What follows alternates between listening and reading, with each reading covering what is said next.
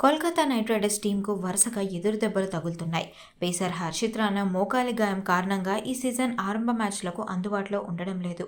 ఫిబ్రవరిలో దక్షిణాఫ్రికాతో జరిగిన వార్మప్ మ్యాచ్లో గాయపడిన హర్షిత్ ఇటీవల ఆపరేషన్ చేయించుకున్నాడు.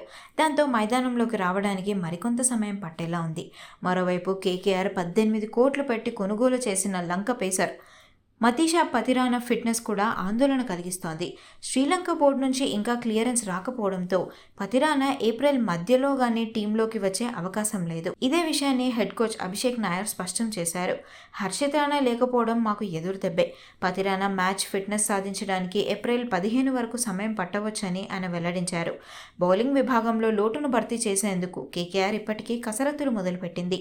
బంగ్లాదేశ్ పేసర్ ముస్తఫిజుర్ రెహమాన్ స్థానంలో జింబాబ్వేకు చెందిన బెస్లిం ముజరబాబాని జట్టులోకి తీసుకుంది.